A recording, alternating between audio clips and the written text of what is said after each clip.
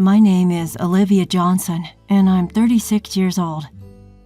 I have a husband who is 3 years older than me and a son in elementary school.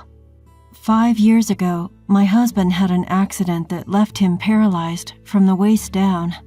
My husband, who was once the best salesman in his department, had no choice but to quit his job. For him, losing his job was the hardest thing to accept. To escape from reality, my husband started lashing out at my son and me over trivial things. We had days where he would snap back to reality only after seeing our son cry. Once I got the hang of dealing with my husband and told my son to avoid his dad as much as possible when I wasn't around, the outbursts decreased. That's when I started working full-time. Even so, it was impossible for me just starting a new job to earn as much as my husband used to. So I started to take up extra shifts to increase our income a bit. While it left me no time to rest, I worked relentlessly, thinking it was for the sake of my family. Perhaps because of that, I failed to notice the changes in myself. I only realized it when a friend from high school whom I hadn't seen in a long time pointed it out. Looking at me, she said, "You've changed a lot." I could tell from her expression that it wasn't meant as a compliment. We've always been honest with each other. Even so, she seemed at a loss for words. I was curious, so I asked her, "Have I changed that much?" "Don't worry, I won't get mad. Just tell me honestly." Upon hearing my request, she spoke without hesitation. "Okay, if you say so. You've changed so much. It's like you're a different person. You look extremely tired, and your plain style and makeup are something the old Olivia would never wear. You look like you've aged by at least 10 years. Even though I'd asked for honesty, her words hit me pretty hard. But I couldn't deny it. I'm definitely not the person I used to be. When I was in my 20s, I was always checking out the latest fashion and makeup trends. Now I focus only on choosing functional, safe colors and don't even keep up with the latest trends. However, even after realizing this, I just don't have the luxury to enjoy fashion as I used to. Though I felt somewhat pessimistic, I reminded myself, this is only for now. In a few weeks, our multi-generational home will be completed. The plan is for my family and my in-laws to live there. My in-laws suggested this to help lighten my load a bit. I felt bad, but I took them up on their offer. My husband was all for it too.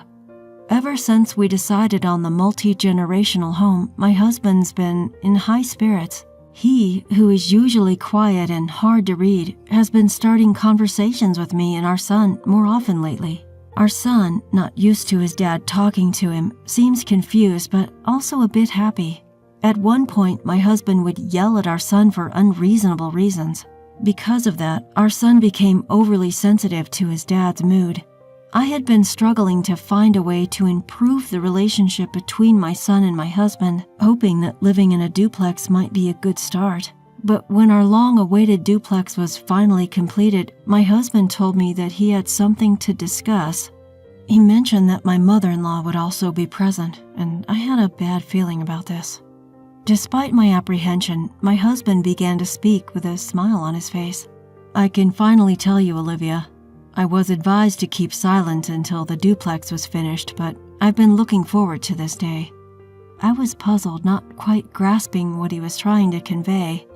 Then, with a casual tone, as if he were talking about today's weather, he said, "Olivia, let's get a divorce, and from now on, let's lead separate lives." It took me a few minutes to comprehend my husband's words. However, it seemed he took my silence as an agreement and triumphantly spread a divorce paper on the table. The document looked legitimate, with signatures from both him and my in-laws. Unable to accept the reality, I looked up, thinking it might be some kind of distasteful prank.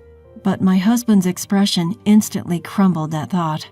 I felt a determined resolve in his eyes, a promise to absolutely divorce me. I instinctively turned to my mother-in-law for support, but with an unreadable expression, she simply said, "Sign the paper." I felt betrayed. I thought things were going well with both my husband and my mother-in-law, but perhaps it was only me. Tears welled up as I bit my lower lip and looked down.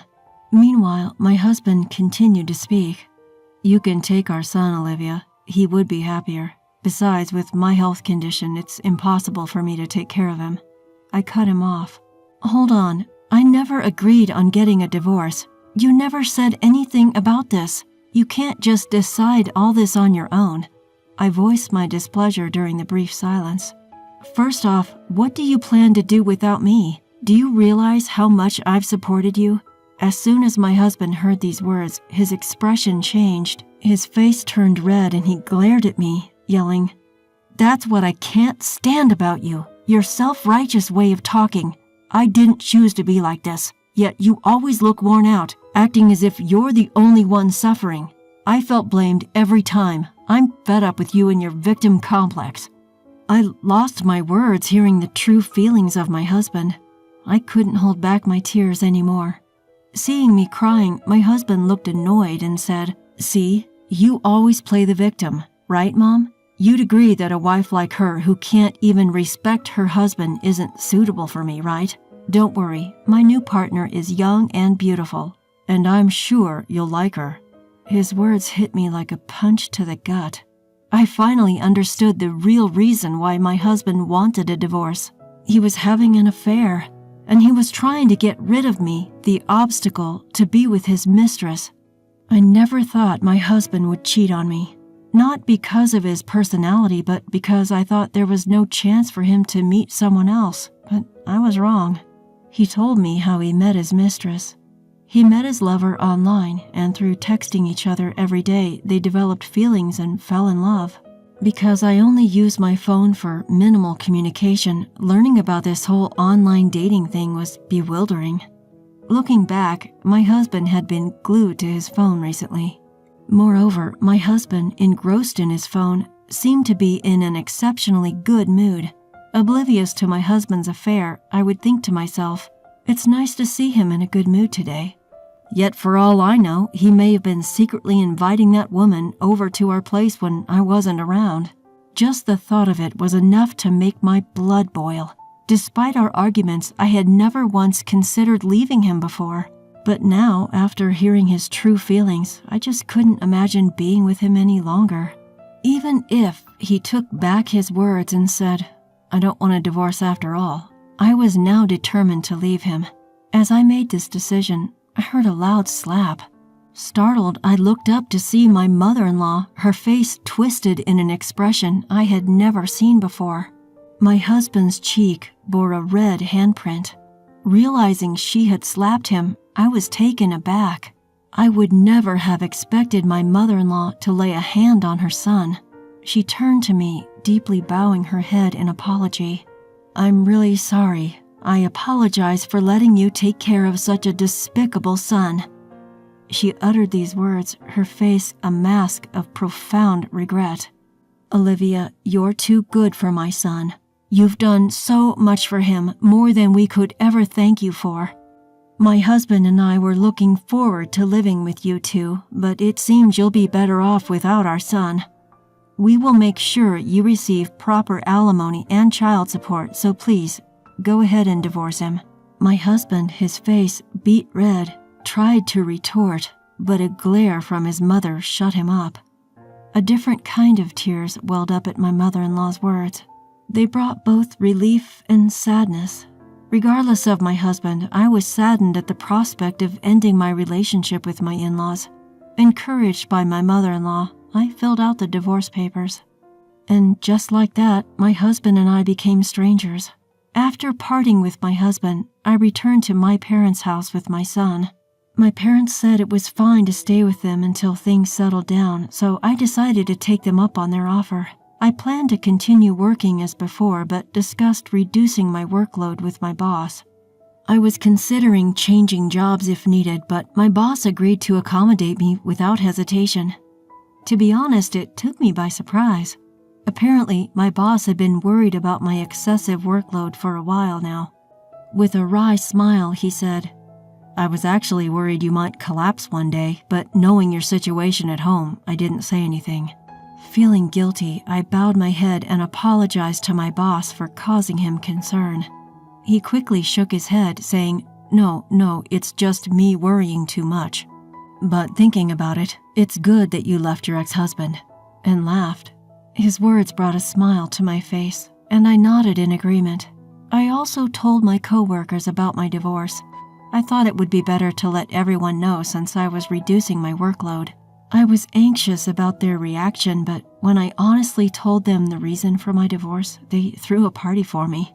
I was taken aback by this, but it was a relief that the atmosphere didn't become serious. Although I had awful luck with men, I had the best colleagues at my workplace. By the time all the paperwork had settled, I took our son and left my parents' home. We chose a small apartment as our new home. It was a far cry from the spacious house we were supposed to be living in, but our son didn't show any discontent. Perhaps because he no longer had to worry about his father, he became more vocal about his opinions and his demeanor brightened. It was a change that made me truly appreciate our separation from my ex-husband. The effects of the separation were apparent in me too. By the time I'd finished unpacking after the move, a friend came to visit and celebrate our new home. The last time we met, she was concerned of my well-being. But when she saw me today, she laughed and said that I looked younger than ever. I couldn't help but laugh along. Everything started going smoothly, almost comically so, after the divorce. I suppose my old self was under so much stress, physically and mentally. Now I realized I was merely a maid for my ex-husband back then. I still can't forgive my ex-husband, and I don't want to see him, but I do meet my in-laws once a month now.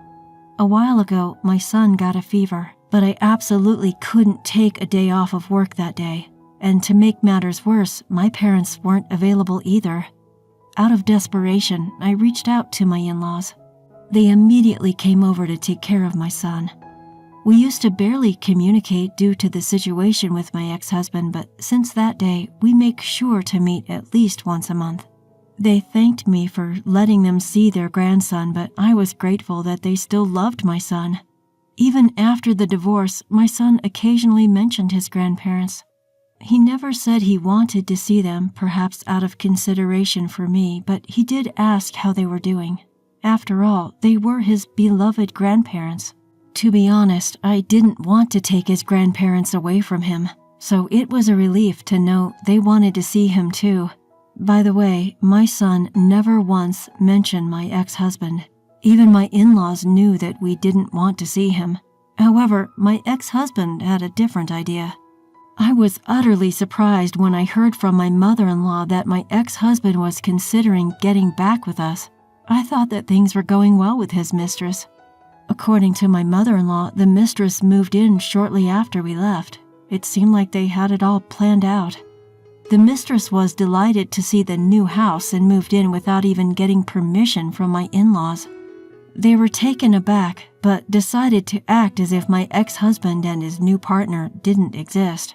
At first, the mistress seemed pleased with the minimal interaction with my in-laws, but soon she started showing signs of discontent. Apparently, she thought that my in-laws would be helping with the household chores. She complained about it to my ex-husband. He then said to his parents, "What's this all about? Didn't you promise to help with the housework?" To this, my mother-in-law replied, "We did promise, but that was with Olivia, not with you two." And she ignored anything he said after that. Left with no choice, my ex-husband tried to get the mistress to do everything that I used to do. At first, she reluctantly did as told, but every complaint from my ex-husband caused more strain between them. And then his mistress finally went off on him. She slammed the divorce papers at my ex-husband, saying, "I'm not a maid or a nurse. This is not fun at all, and I can't stand being with you anymore." She left the house. I thought to myself, my ex is pretty bad, but that mistress is quite something too. My mother-in-law, with a bitter smile, commented that my ex-husband's behavior afterwards was the real problem. He refused to admit that he was at fault and blamed his mistress for getting dumped by saying that he got tricked by her. Furthermore, there was no one left to take care of my ex now that his mistress was gone. He couldn't rely on my in-laws either. As a result, for some reason, he thought that if we reconciled, everything would return to how it was. He probably has forgotten the things he did. He told my in-laws that he wanted to get back together with me and asked for their help. When I heard about this, I couldn't help but shudder at the thought of living with my ex again. My mother-in-law quickly reassured me, saying, "Don't worry, we firmly refused." My ex, scolded by my in-laws, gave up on seeing me but now wanted to see our son. My in-laws also refused this. Finally, my in-laws told my ex that if he caused any more trouble to me or our son, they would sever family ties and kick him out. This finally made him give up. It would be difficult for my ex, who was well received by his neighbors and friends, to live relying on others besides his family. I'm glad that my in-laws are not on my ex's side. From now on, I plan to make good use of my past experiences and do my best without pushing myself too hard. I also want to cherish the time with my son, make lots of memories that we couldn't before.